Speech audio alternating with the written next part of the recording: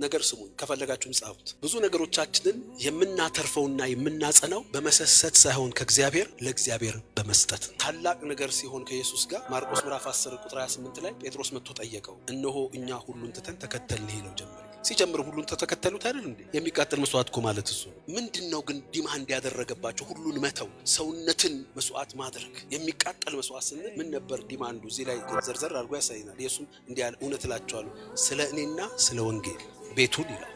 ቤት ንብረትን የሚወክል ወንድሞች ወይም እህቶች ወይም አባት ወይም እናት ይላል። ይሄ ግንኙነትን የሚወክል ሪሌሽንሺፕ። ሶስተኛ ሚስት ወይም ልጆችን ይላል። ይሄ ደግሞ ኃላፊነትን የሚወክል ባለ ሚስቱ ኃላፊ ነው፣ ለልጆቹ ኃላፊነት። ከዛ ደግሞ እርሻን ይተው ይላል። እርሻ ጊዜህን የሚወክል አይደለም፣ የምትሰራበትን ስራህን የሚወክል ጊዜህን የሚወክል እነዚህን የተወ ይላል። አሁን ስራ ፈቱ፣ ከወዳጆቻችሁ ተለያዩ፣ ለቤተሰባችሁ ኃላፊነት አይኖራችሁ እያለ አይደለም። መቼም እንደዚህ እንደማይል ኢየሱስን የሚያውቅ ይገባዋል። ግን እያለ ያለው ፕራዮሪቲ ስጡት።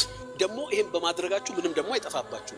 ይሄን ላደረገ አለ ከስደት ጋር በዚሁ ዘመን 100 እጥፍ እነዚህ ሁሉ ይሰጡታል። ዛሬ ብዙ ምክንያትም ማመካኛን አለብን የሚቃጠል መስዋዕት ላለመሆን ላለማቅረብ። ሁላችንም ለሪቫይቫል በጣም ቁርጠኞች ከሆነ እግዚአብሔር ይርዳ።